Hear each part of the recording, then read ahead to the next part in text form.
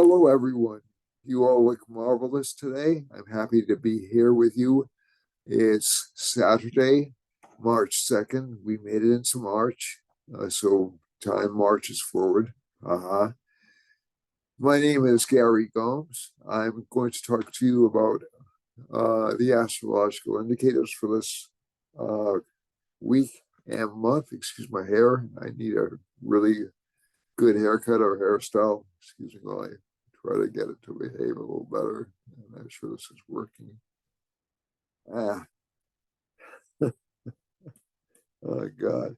All right. Sorry about that. All right. All right. So it's a little bit.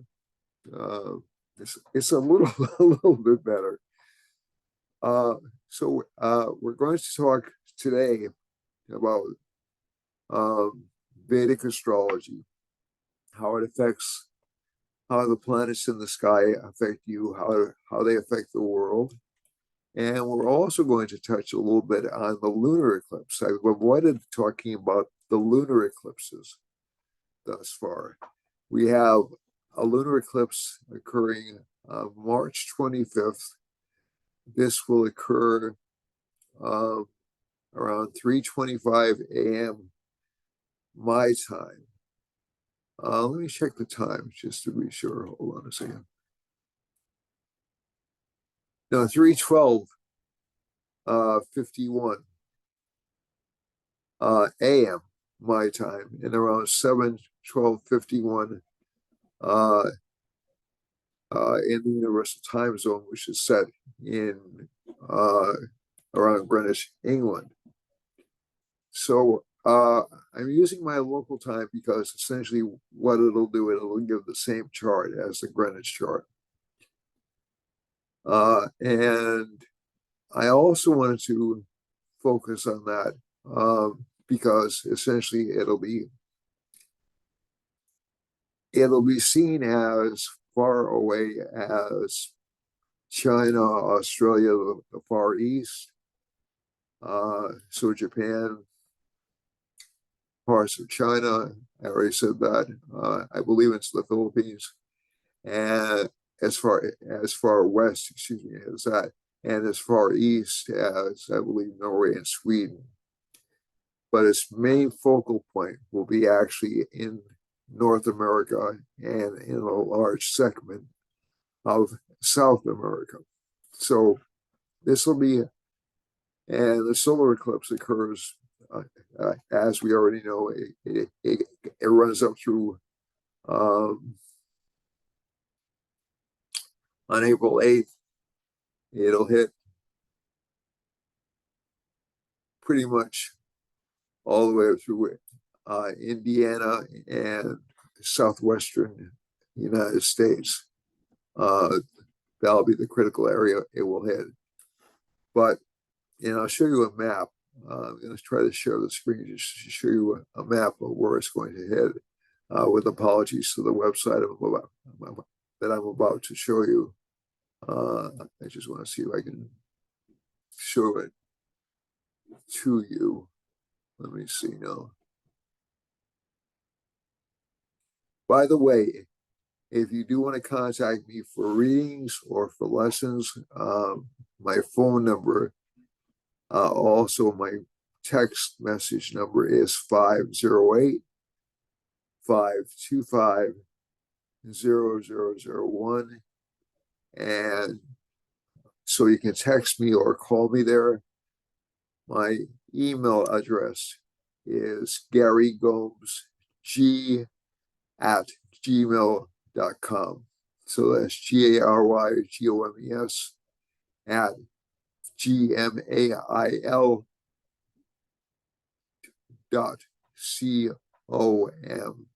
So let me just go back to the Zoom screen. Let's see if I can share this screen with you nice people. Okay, so we have, so this actually gives you a little bit of a countdown. So this is not a really intense eclipse, to be quite honest. It's a penumbral eclipse. And that means it can be hard to see. But this is the entire band. It covered. I'm going to see if I'm going to stop this and make sure it's being seen. Hold on a second. And this is a website called timeanddate.com. And it's not my website. And I thank you people for not banning me. And let's just see now. But its center is right around here. Okay.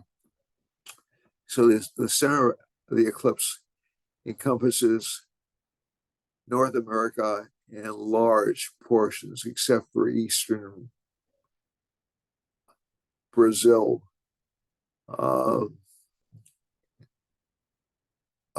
So it's going to be largely focused. I'm going to see if that share comes up again. Just like to double check. Yeah, it's coming up now. So I think this will be especially significant for the Americas. The set of eclipses will be especially significant for the Americas, and in particular for North America. So let's see how that's going to pan out. Again, it will impact Europe. It will impact particularly Western Europe, and particularly Japan, China, parts of Australia, parts of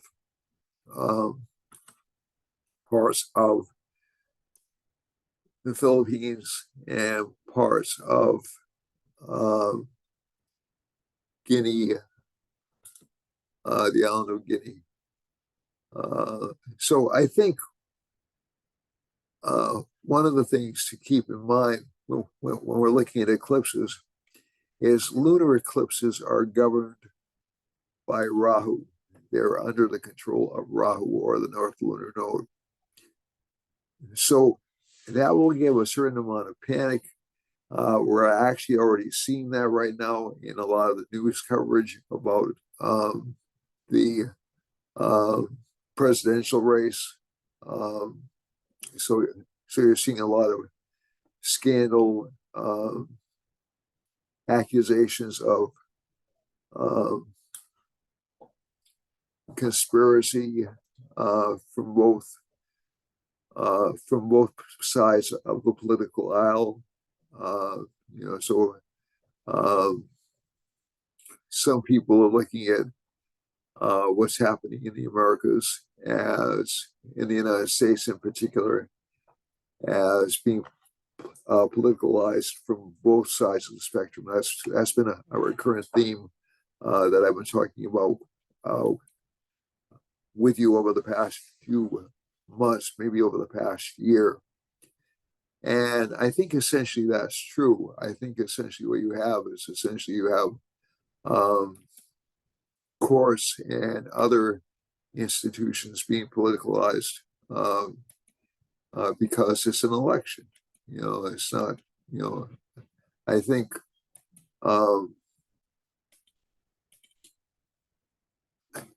the mirage of neutrality is sort of like slipping away. So this is the chart for the March 25th eclipse. And if you recall, so the sun is with Rahu in this particular, excuse me, let me just go over here. So this is today. This is the March. Whoops, I'm sorry. I have the wrong date. March 25th. Don't you hate when that happens? Okay, hold on. Okay, so let's get this straightened out. Okay, so I'm not really in the right time zone either. I'm not sure why this is flipping on me a lot lately. Okay, oops. Let's make it New Bedford, Massachusetts, just generic. New Bedford, Massachusetts. So this is where they should be. So K2 is on top of the moon, which is where it should be, and Rahu is on top of the sun. Okay, so eclipses always happen during a full moon. So they indicate culminations of matters, but they do also indicate a lot of scandal resting with the government. This is going to be a high scandal time for the government, a high scandal time for media. There have been just not only in the United States, but there have been also some media backlash in Europe, especially in Western Europe, and even in Australia. So I've seen some of the most recent BBC interviews, excuse me, and it's fascinating how aggressive some of the reporters on the BBC have become towards certain characters or towards certain individuals. The other thing is, you'll see a lot of government scandals coming out in governments, especially in the United States, but all around, essentially all the way to Japan, all the way to China, Korea, and all the way into Western Europe and Western Africa. So I think one of the things is now, again, they'll be concentrated in the United States because this is the seat of power of the United States. The fourth house is considered the seat of power, so the institutions. So again, we know there's a lot of anger right now directed towards the Supreme Court and the courts in general. So that's not only at the local level, but obviously at the national level. And I think it's really a tough time for the United States because basically nobody trusts the institutions of government. And this is true to a very large extent in Mexico, in South America, especially the western part of South America, where you just had major overhauls in governments or major disruptions in governments, and also in Western Europe. And you're also starting to see some scandals come out in China, some scandals come out in Australia, some scandals come out in New Zealand. So this isn't new news. This is pretty much stuff that's been happening already. And I had a student indicate to me that some of the things I said were true, but even before the eclipse. And keep in mind, an eclipse is not really a causative factor. It's causative in the fact that it reflects where our greatest fears and anxieties are coming together. It's also really, really good on the positive side. It's also really, really good for breaking existing links, for making big changes. So let's say if you want to make changes in your lifestyle or in your goals or aspirations, eclipse periods are really good for that. They're really good for meditation. They're really good for kicking drug dependency. And they're really good for breaking bad habits. So essentially it gives you a chance to re-examine the areas in your life you're dissatisfied with and change them. They're really good times for meditation, self-reflection, determining what you like about yourself, how your mind is thinking, freeing your mind from preconceived notions. That's what the Moon K2 combination does. Good time for linking with the public, okay? So these are the positive attributes of eclipses. The negative attributes is there can be panic, there can be distress. The public is afraid. Economic markets get distressed and they panic. That's a Rahu factor. So I think what we're going to see with this Mars eclipse is the start of a financial I want to be careful how I choose my words. Start of a financial readjustment. Okay. I'm tempted to call it a panic, but I don't think it really is going to cause a major crash in economies. But we are experiencing major layoffs in several high-profile industries, including industries connected with the internet, including industries connected with not with government, but with um,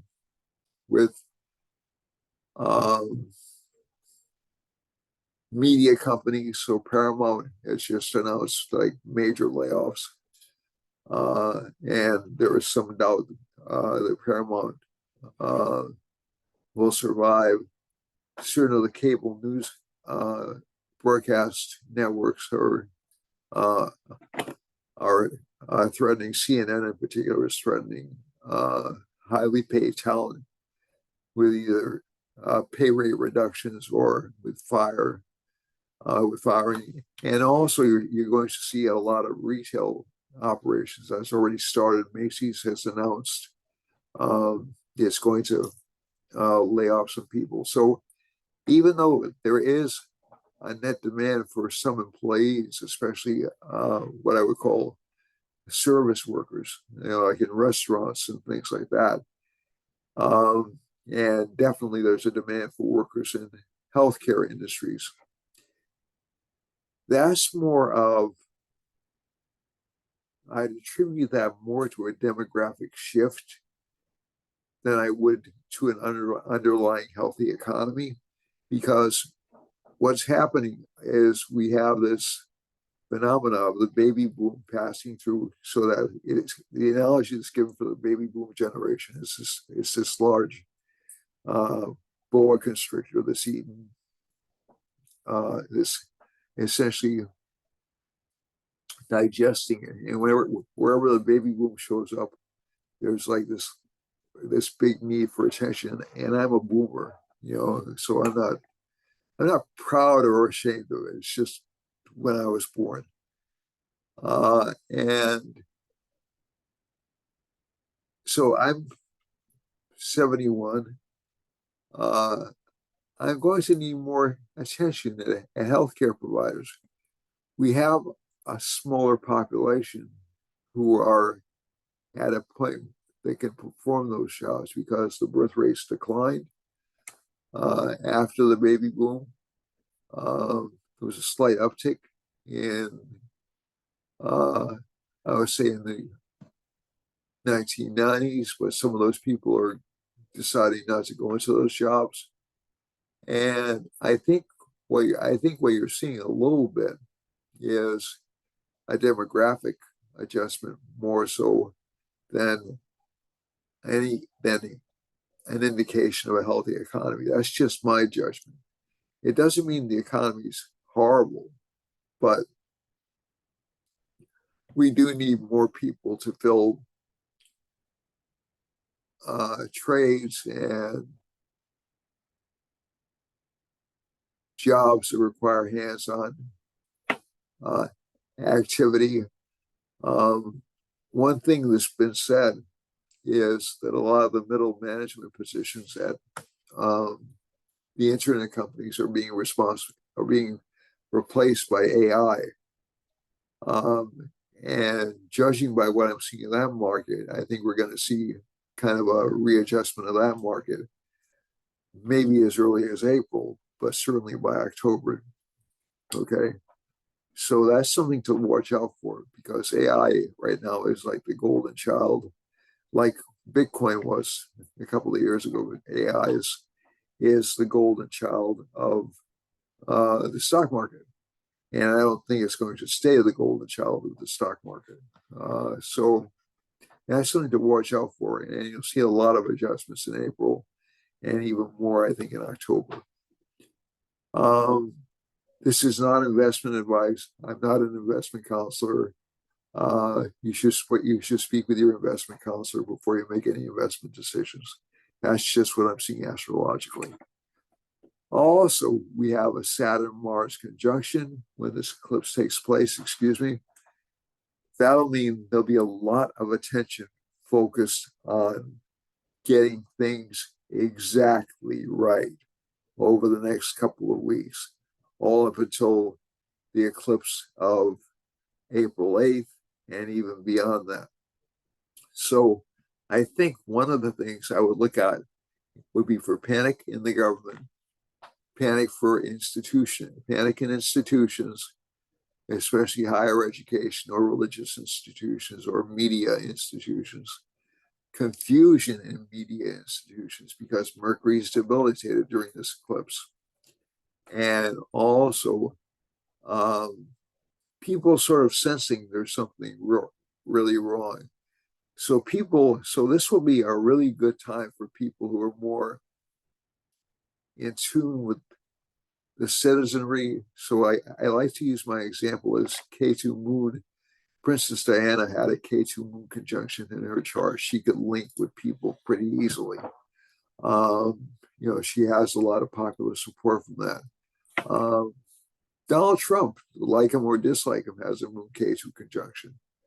So he obviously resonates well with a certain group of people. It's his conjunctions in Scorpio, so he'll view with people who feel like they're outcasts or are hidden away. Okay. But I think one of the things you have whenever you have that moon K2 conjunction is there's a lot of focus on what people want, what the masses want, as opposed to what um, people in power want. So I think also Mars is aspecting the moon in this particular combination. So there is some potential for violence between March 22nd and April 8th, mainly because of frustration. And I think you'll also see an increase in prices. In terms of Earth problems, Mercury's debilitated. Mercury rules in Earth in an air sign, so maybe some more air crashes or some travel and internet interruptions. Mercury rules Virgo, so some danger of earthquakes or volcanoes.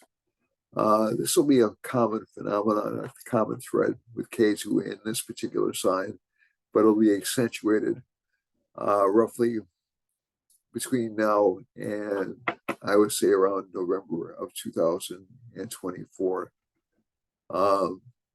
And if we look at Jupiter's the rising sign during this particular eclipse, this is the United States rising sign. So there'll be a lot of focus, obviously a lot of focus on politics and controlling politics in the United States. I think one thing I've seen, which I've never seen before in my entire life, is there are, well, no, I've seen it a couple of times. I'm lying a little bit. There was, when I was very young, there was an active censorship mentality, especially regarding communism and things like that. This was when I was very, very young. And that followed through into other areas of life, like media, and that loosened up in the 70s. The other time it popped up, actually a couple of other times it popped up, there was in 1987, 88, because of increasing fear over sort of like what happened with comic books in the 1950s and rock and roll in the 1950s.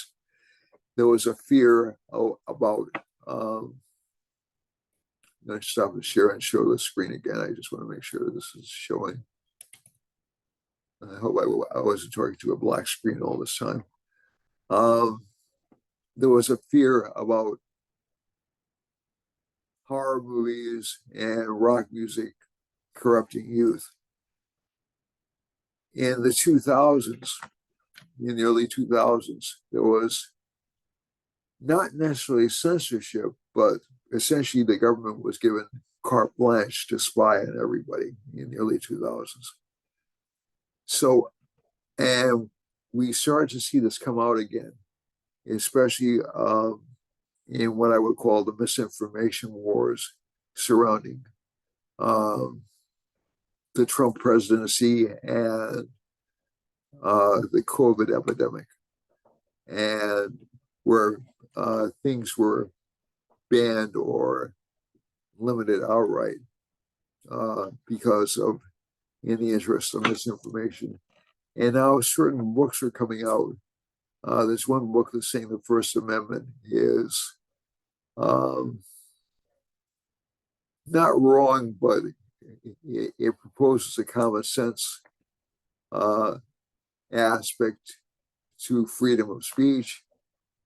And there's another book that just came out that just said that essentially that rural communities are a danger to our democracy. So this is fascinating. And we did have in the 1990s and the 2013s, 2010s to 2016 roughly, attacks on right-wing groups. Now, I'm not saying that any of these positions are necessarily false, but they do represent a society that's very insecure about the freedoms that it has and that it aspires to and has aspired to for many, many years. And I think that this is a fascinating development. So we're in a Rahu Mahadasha. The other times this happened, we're in, when the freedom came out, when the freedom was really sprung, was during the Ketu Mahadasha. But the other one was a Mercury. So the communist scare and the comic book and rock and roll scare came up in the 50s when we were in a Mercury Mahadasha, which is essentially in the same sign with Rahu. So it was panic. The other sign came up, the other combination came up during a Venus Mahadasha. Venus is not necessarily badly placed in the U.S.'s chart, but it is surrounded by other planets. So there's a little bit of fear there. And it was in the late 1980s when we just had a concern over stock market crashing. And in the 2000s, we were in a moon Mahadasha, which is in Aquarius, which is in Sada Bishak, which is a rather actually, it's funny because Sada Bishak is this thing that looks at everything. It's this spy in the sky kind of a nakshatra. So I find it fascinating that we're actually back to a stage, a Rahu major planetary period, in which we have a lot of people calling for change, but also change which will not only improve people's positions, improve endangered people like trans people and blacks and other minorities, but will also do so by restricting the rights of others. That's one mechanism that's being used. So I find this actually very fascinating to look at from an historical sense. So I'll talk some more about this eclipse next week and the April 8th eclipse. I'm getting a lot of questions from clients about this. But yeah, it's a really good time to break away from bad habits, to essentially liberate yourself from preconceptions. And there'll be a lot of questioning going on and forth. But again, no doubt the government will be at peril, for lack of a better term. If we look at this week's chart, the government and the media will be in peril. And they'll be very paranoid about it. If we're looking at this week's chart has, again, it's not really very different from the eclipse chart, but we have Moon in Scorpio, which may be why I'm taking such a pessimistic viewpoint. Moon is at its almost greatest degree of debilitation. It's just past it.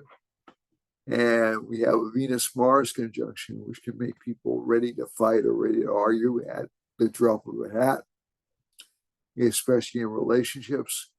And Saturn, Sun, and Mercury, again, this is about control of speech and restriction of speech. And Saturn's aspecting Jupiter, so courts will be under attack. And like I said, this is happening on both the Democratic side and the Republican side in the United States. It's not really unique to one party. So the local courts are being attacked by the Republicans. The local Department of Justice is being attacked by the Republicans. And the Supreme Court is being attacked by the Democrats. So, so essentially, it's just which aspect of the justice system you're attacking, right now. And so at least from this chart we have, so let's go on to the individual signs because I've spent a lot on that. Again, watch out for Hasta Nakshatra is where Ketu is right now. It'll be where the eclipse occurs. Rahu's in Revati Nakshatra, which is the last nakshatra in the sequence. That's ruled by Mercury. So again, we have Moon Mercury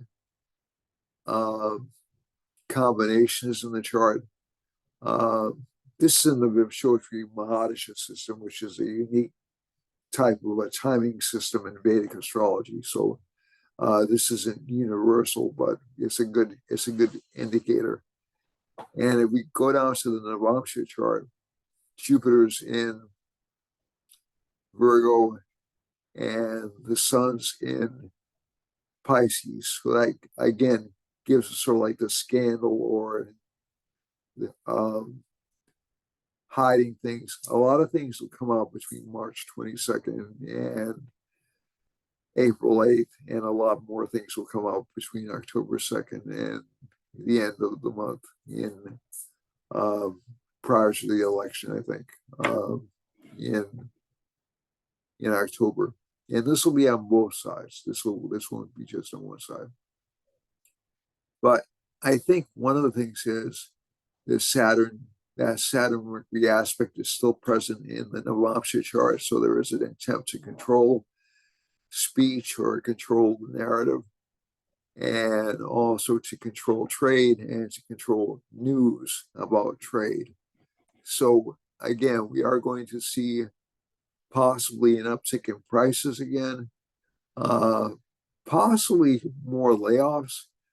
Like I said, the actual employment growth figures are better than expected, but a lot of those are part-time jobs, so the economy isn't necessarily in bad shape, but it's not quite as vibrant as it's being set up to be. And I think you'll see a lot of changes over the next few months in how reporting goes. And I think, I think you're seeing a general switch or almost a sea change in perception. Now, whether or not that lasts will depend on how this Jupiter transit in May affects public perception, but I think it will actually solidify public perception more so in terms of it'll push more heavily in terms of trying to support institutions, especially financial and academic institutions and even government institutions. But it will also I'm just trying to think of a good way to put it. It will also make people more willing to try new things. So let's go back to the chart for your individual signs for this week. Oh, by the way, if you like what I'm doing, and even if you don't, if you find it barely tolerable, but you like the direction I'm going in, please subscribe, like, and ask questions. That's what I'm here for. Okay. So for Aries, we have Jupiter in the first house. Generally, this is a good luck placement. The ninth lord and the 12th lord are in the first house. That's generally good for luck for this sign. Sun, Saturn, and Mercury are in the 11th house. We have a lot of planets clustered on this side of the horoscope. Okay. And Rahu's in, so good for gains, but only slow gains. And Mars and Venus avoid fights at work, especially with females, and also with your wife. But at least from this chart, there'll be like a lowering of expectations this week. And Mars is well placed to give the sign some energy, and you'll actually see some financial progress for the sign. But again, not as much as you would have liked, not as quickly as you would have liked.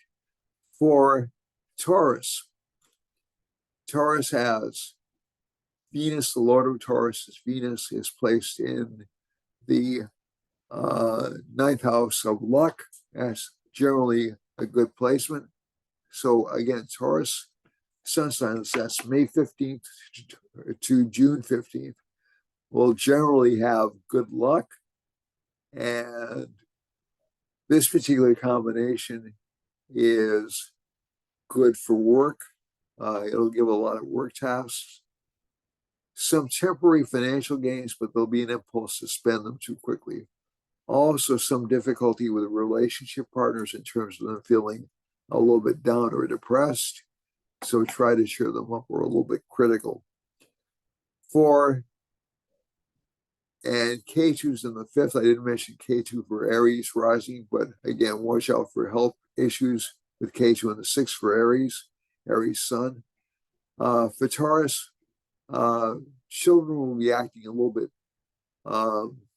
difficult and a little bit tough to reason with during this particular sign, maybe a little bit moody, especially during the eclipse, which will come within about 3 weeks. But you'll feel the buildup towards the eclipse within these next 3 weeks. So the eclipses will usually start roughly, at least from what I've seen, about 2 months before the actual event happens. Okay, so there'll be like a build up to an eclipse, and then they'll endure, and especially, at least according to my colleagues, especially as they pass over certain sensitive spots in the chart. So now we normally have 4 eclipses in a year. That's not extraordinarily unusual. So again, we work with this energy all the time, so don't panic about eclipses. So Taurus has moody children, moody wife, good career luck, and some good short-lived financial gains. For Gemini, this is June 15th to July 15th.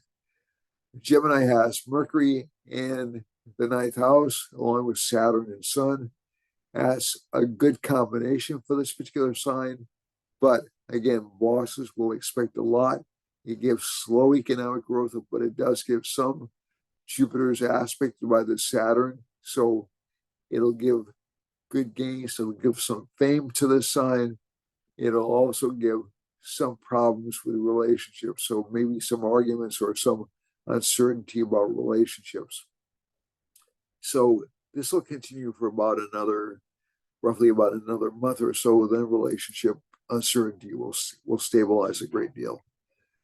And relationship life will seem to be a lot better, a lot more secure and stable. For Cancer rising, or Cancer sun, or Cancer moon, this is July 15th through August 15th. The Lord of Cancer is in the 5th house. It's in Scorpio, which does give the sign some good ability to predict what's going to happen to it, but it'll be a little bit pessimistic. K2's in the 3rd house. This sign won't be afraid of anything. As a matter of fact, it will actually want to pick fights or want reassurance or want sexual activity. The Venus-Mars conjunction can actually damp that up or ramp that up quite a bit. Excuse me, not damp it down, but ramp it up quite a bit. And also with this particular sign, but again, there'll be worry or anxiety about that. Sun, Saturn, and Mercury are in the 8th house. Some potential gains of property or land, but again, some worry that relationship partners will not be fully on board. Rahu's in the 9th house, gives good support but difficult to please bosses. And Jupiter's in the 10th, so it should give good financial gains to the sign. But again, most financial gains are kind of muted because of Saturn aspecting Jupiter. For Leo, Leo has the Sun's in the 7th house along with Saturn and Mercury, so relationship partners will expect to be the boss. And you'll have some sadness or unhappiness with relationship partners because of this particular combination. And communications will be difficult. It'll be very easy to break into a fight because of the Mars-Venus combination. Very easy to injure your stomach or your guts too from this combination. So be careful what you eat. Moon is in the 4th house. There'll be some sadness around the home, although this will dissipate within a couple of days. And overall, not a bad combination. Rahu's in the 8th house. A lot of investigation, a lot of looking for secrets. Jupiter's in the 9th. Basically good for financial luck for this particular sign. And this Mars, although a little bit weak, is in its exalted sign, so it should give good results career-wise for the sign if this sign is willing to work.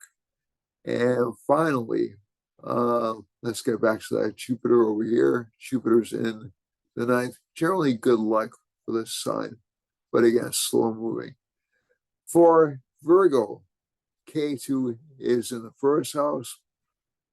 Makes the sign very intuitive for people who are engaged in anything connected with analyzing markets or predicting the future or analyzing sales. It's a very good position. It's good for critical thinking, especially. And Rahu's in the 7th house, so relationship partners will be very difficult to please. And they'll feel a little bit depressed. So just try to be nice to your relationship partners. We have Mars and Venus in the 5th house. Mars is a good planet for this rising. I'm sorry, Venus is a good planet for this rising sign, not Mars. So it should give some wealth from previous activities. Mars is a little bit problematic for this, but if you're engaged in any kind of research or analysis, it will give it, and you've done it before and you're doing it again, this is a good placement. Sun, Mercury, and Saturn are in the 6th house. It can give some difficulty with computer programs or with communications. Rahu is in the 7th house. We've already spoken about that. And we've already spoken about the tendency towards pessimism on the part of relationship partners. Career-wise, it looks pretty good, but there'll be a lot of work for this sign over the next 9 to 10 days. For Libra, Libra has Moon in the 2nd house, so there'll be a lot of focus on money, especially through career. Venus and Mars are in the 5th house, so this is another money combination in the chart. So people who contacted you in the past for things will contact you again. This is for people born between October 15th to November 15th, or who have Libra suns, Libra moons or Libra rising signs. And it should be generally good for wealth. And there'll be unexpected gains or windfalls of wealth. Sun and Saturn and Mercury are in the fifth house. That's generally a good combination if you're willing to read and work and communicate, especially with people from distant countries. You'll do extremely well. Rahu's in the sixth. This is sort of like an anxiety position for health. People with this rising sign will find themselves obsessing a lot about their health problems, about health issues that have popped up. And Jupiter's in the seventh house. It'll give opportunity for new partnerships and new students and new business relationships. So this is generally not a bad week for Libra rising, but that moon in the second house can make it a little bit pessimistic about money, especially aspected by Saturn. For Sagittarius, Sagittarius has Mars and Venus in the second house. Good money combination. Mars is a planet of luck for this particular sign. It rules the fifth house. It's with the 11th Lord, which are both money increasing placements. Saturn and Sun and Mercury are in the third house. It will give this sign a lot of courage to speak up and communicate with people. Rahu's in the fourth and Ketu's in the 10th. This gives some lack of recognition in career matters or some frustration in career matters. Jupiter's in the fifth. Again, stay in contact with people you know from the past and with activities that you generated in the past. They will help you flourish this month and this week. Ketu in the 10th house, not all that career recognition. Moon is in the 12th house. This is a repeat Raj Yoga. So any money you spend will be returned to you twofold. For Capricorn, Mars and Venus are both in the first house. This is Mars' exalted sign. So this is basically January 15th through February 15th.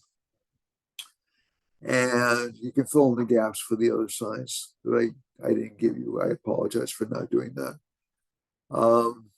And this gives this sign a lot of power, a lot of authority, a lot of strength, a lot of luck, a lot of determination, but it should stay out of long-term relationships at least for another 2 to 3 months. The other indicator here is we have good opportunity for wealth, but slowly acquired. Rahu is in the third house, a lot of ambition for the sign. Jupiter's in the fourth. Home life will go generally well, but there'll be a lot of responsibility connected with it. And Ketu is in the ninth house, so it'll give unexpected breaks of luck, but also unexpected setbacks. So you may receive bills you hadn't expected to receive, and you may have to speak up for yourself about those things. For Aquarius, we have that. So we have what's called a Ruchaka Yoga for Capricorn, which gives the ability to command or lead. We also have what's called a Sashi Yoga, S-A-S-A. And so Ruchaka is a Mars Yoga. See the ability to lead people. Sashi Yoga is the ability to command people. So they're two different things. So lead means you inspire. Sasha means you force people to do things. Okay. So Sashi Yoga is in Aquarius. There'll be a lot of forced issues connected with health, with vitality. Sun is in the same sign. Mercury's in a different nakshatra. But again, there'll be a lot of communications about health and health issues for this sign. And a lot of commands, a lot of restrictions on what you can and can't do. but it is a good combination for getting things done, for communicating with people, and also for bringing money in. Rahu is in the second house. The sign will never be satisfied with money for the next year or so. Jupiter's in the third house, and there'll be some restrictions on income with Jupiter in the third house as well. K2 is in the eighth house, a lot of investigation, a lot of interest in investigation for the sign. Moon is in the 10th, some worry or anxiety about career status and career growth. That'll change within about 2 days, so don't worry about that. That's not really a long-term attribute. Venus and Mars, a lot of spending at home, activity, and also on relationship partners. Okay. Again, unexpected bills show up for this sign as well as they do for Capricorn, but you'll be able to argue your way out of those. Finally, for Pisces, last but not least, Rahu's in the first house, gives strong desire for recognition, strong desire for financial growth, and Moon is in the ninth house, change in direction and luck, especially if you want to focus on financial improvements. Be willing to do something you don't like to do in order to improve your financial position. You'll thank yourself later for it. And Venus and Mars are in the 11th house, good for financial gains, but again, a pretty heavy expenditure pattern for the sign. So let's go to the time and space chart quickly, because it looks like from the clock that I have up there, I don't have a lot of time left.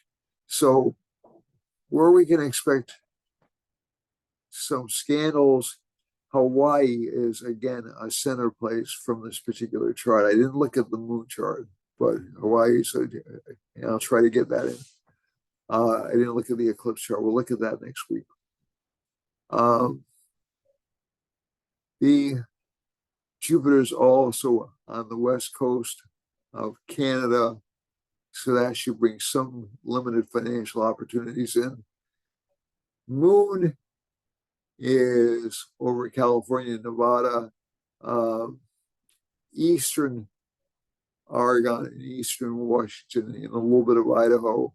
So I think you'll see some changes in governments in those parts of the country, even down into Arizona, and even up through Montana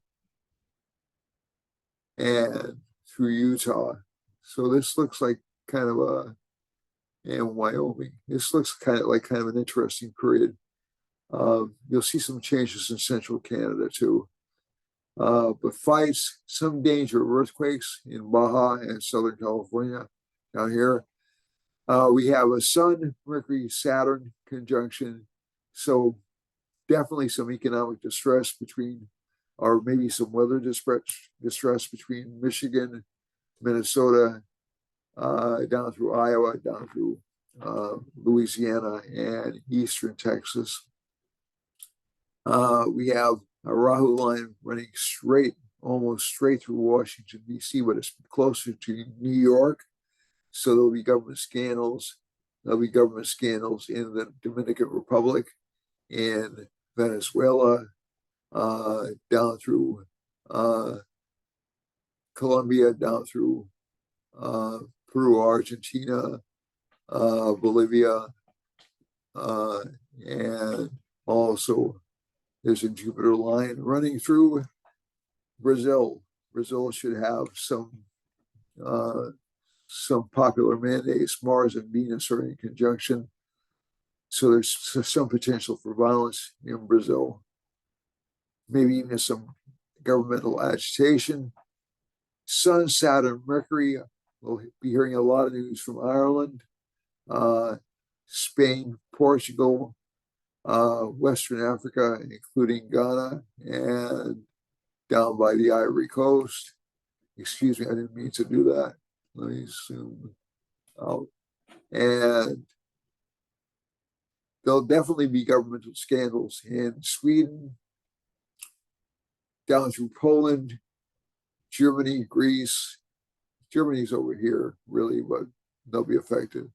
And also in, oh my gosh, Libya and down throughout Algeria, my apologies, and down into Central African Republic and down to South Africa.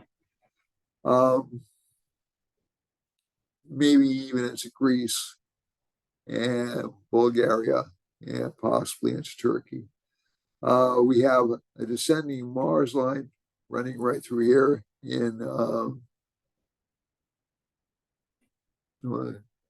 zoom that out, a descending Mars line running through, I believe it's not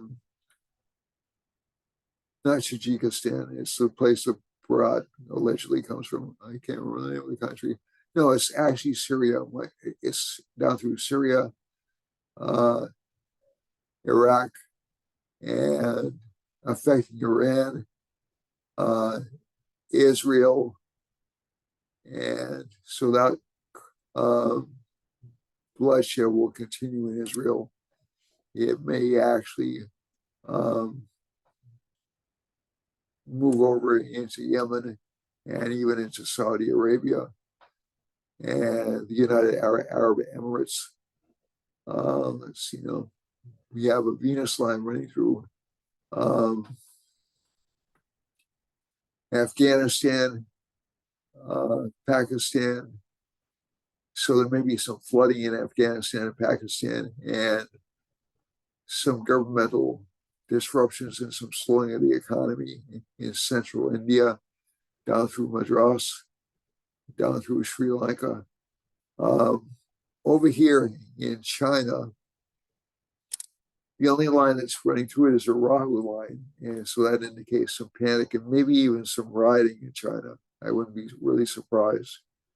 Kind of hitting Vietnam, but not really.